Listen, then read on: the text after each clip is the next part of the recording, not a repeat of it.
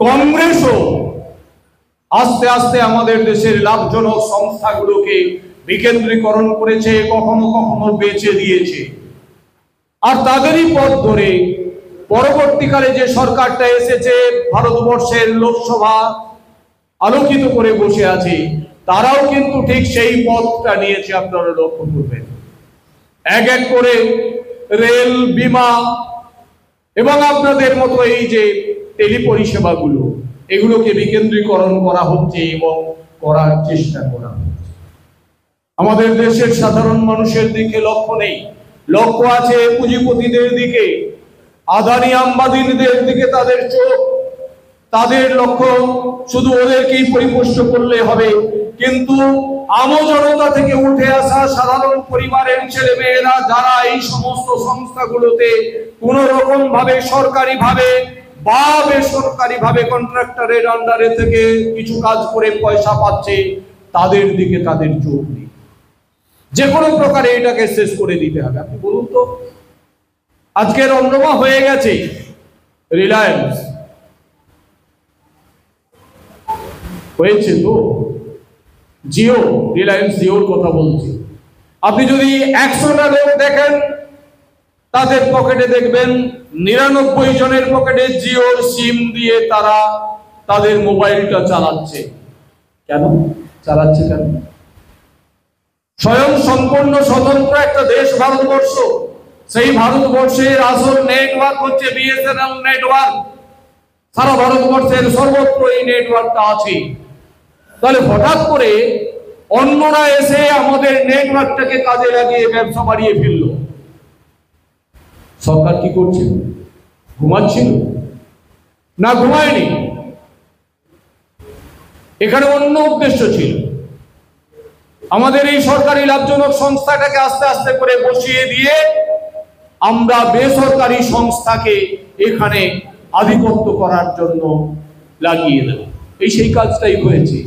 BSNL ছাড়া বাকি সবাই তাদের সাম্রাজ্য বিস্তার করেছে আস্তে আস্তে। এবার ত্রুটি নেই সে কথা বলা যাবে না। 5 বার কল করলে দেখা যাবে 3 বার কল ড্রপ হয়ে যাচ্ছে।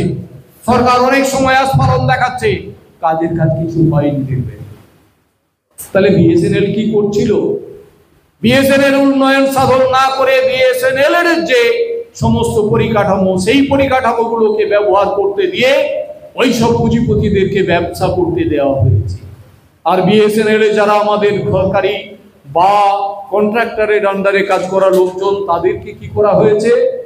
তাদেরকে যে কোনো প্রকারে দমিয়ে দেওয়ার চেষ্টা করা হয়েছে।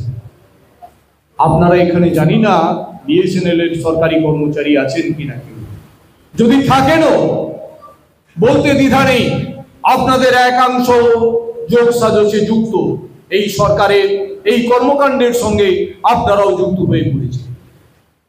আপনাদের আমি জেটিও স্তর থেকে বলবো না, আমার এই স্কুলেরই এক প্রাক্তন ছাত্র, তিনি আইটিএস, তার সঙ্গে একবার আলোচনা করেছিলাম।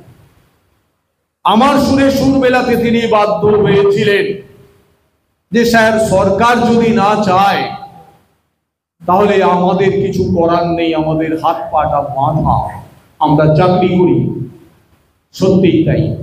বিএসএনএলটাকে তুলে দেওয়ার জন্য আমরা এই সরকারি কর্মচারীর উচ্চ পদস্থ অফিসার, আইটিএস পদমর্যাদার লোকজন যাদেরকে দায়ী করছি, তারা বাধ্য হয়েছেন, বা অন্যান্য মানুষজন যারা ওই দপ্তরের উচ্চ পদে আসেন, তারা হয়তো সরকারের ওই প্রকল্পগুলোকে লাগু করার জন্য বিএসএনএল এর প্রতি তারা অনীহা দেখানোর একটা সিস্টেম তৈরি করে ফেলেছে। আজকের যে পরিস্থিতি, সেই পরিস্থিতিতে বিএসএনএল কে ঘুরে দাঁড়াতে হবে।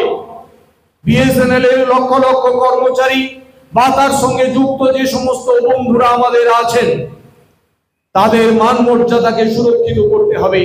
কি সামাজিক, কি আর্থিক, সব রকমের সুযোগ সুবিধা প্রদান করতে হবে। আজকে সরকার যদি চায় বিএসএনএলটাকে ধ্বংস করে দিতে, তাহলে আগামী দিনে দেখবে বিএসএনএল এর কর্মচারীরা তারা সকলে মিলে গণ সুইসাইড করবে। তখন যাবে কোথায় এই সরকার? এরা প্রথম থেকেই এসে ভেবেছে বিমা, টেলিকম, রেল যেগুলো আমাদের খুব প্রয়োজনীয় এবং লাভজনক সংস্থা, সেগুলোকে এরা বিক্রি করে দেবে। আর মাঝে মাঝে এই যুদ্ধ খেলায় লেগে মানুষের মনটাকে অন্যদিকে ঘুরিয়ে দেবে। তাই আপনাদের সময় হয়তো অনেক বেশি নেওয়া হয়ে যাচ্ছে, শেষ করব। শেষ করার আগেও আবার বলবো যে সন্ত্রাসবাদীদের কোনো ধর্ম হয় না, সন্ত্রাসবাদীরা সন্ত্রাসবাদী। আমরা কখনো সন্ত্রাসবাদী মানে কোনো একটা ধর্মীয় মানুষকে ইঙ্গিত করতে পারি না, বা কোনো একটা ধর্মের দিকে ইঙ্গিত করতে পারি না। এটা মাথায় রেখে সকলে আমরা আমাদের সৌহার্দ্য বজায় রেখে কাঁধে কাঁধ মিলিয়ে আগামী দিনে আমরা আমাদের লড়াইটা চালিয়ে যাব।